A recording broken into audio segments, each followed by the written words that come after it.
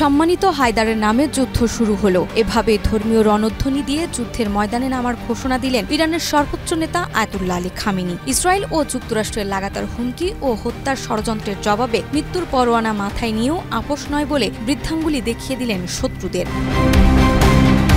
ইসরায়েলের operation rising লায়নে একের পর এক সহযোদ্ধাদের হারাচ্ছেন আয়াতুল্লাহ আলী খামেনি। যুক্তরাষ্ট্র ইসরায়েলের তরফ থেকে অনবরতই পাচ্ছেন হত্যার হুমকি। তবুও অকুতভয় ইরানের সর্বোচ্চ নেতা চুপ না থেকেই এক্সপার্ট তাই কড়া জবাব দেন। বলেন, ইসরায়েলের সঙ্গে কোনো আপোষ নয়, কোনো ছাড় নয়। তিনি ইঙ্গিত দেন, এবার প্রতিশোধ নয়, আক্রমণই হবে ইরানের নতুন কৌশল।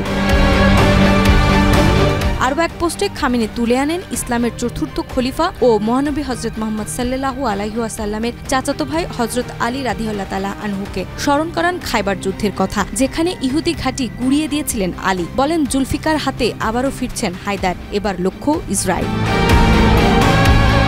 দুদিন আগে ইসরায়েলি প্রধানমন্ত্রী বেনিয়ামিন নেতানিয়াহু হুমকি দিয়েছিলেন, খামেনি মরলেই থামবে যুদ্ধ।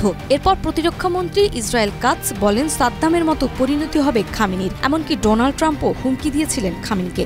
সানবিট সব দিবে সামাল। সানবিট ম্যাজিক প্রেস ডিশওয়াশিং এর মাথা ঘোরানো সলিউশন। এই ধারাবাহিক হুমকির প্রেক্ষিতে এবার নিজেই মাঠে নামলেন ইরানের সর্বোচ্চ ধর্মীয় নেতা। ঘোষণা করলেন, ইসরায়েলকে কখনোই ছাড় দেওয়া হবে না। আল্লাহর ইচ্ছায় ইসরায়েলিদের বিরুদ্ধে জয়ী হবে ইসলামিক রিপাবলিক। খামেনির এক্স হ্যান্ডেলে আরও দেখা যায়, তিনি পবিত্র কুরআনের আয়াত উদ্ধৃত করে ইসলামিক রিপাবলিককে বিজয়ের বার্তা দিয়েছেন। যুদ্ধকে কেবল রাজনৈতিক নয়, আধ্যাত্মিক দায় হিসেবে উপস্থাপন করেছেন তিনি।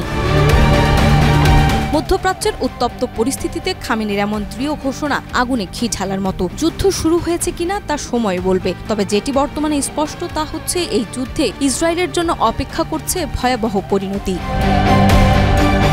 নাজমা, মাই টিভি।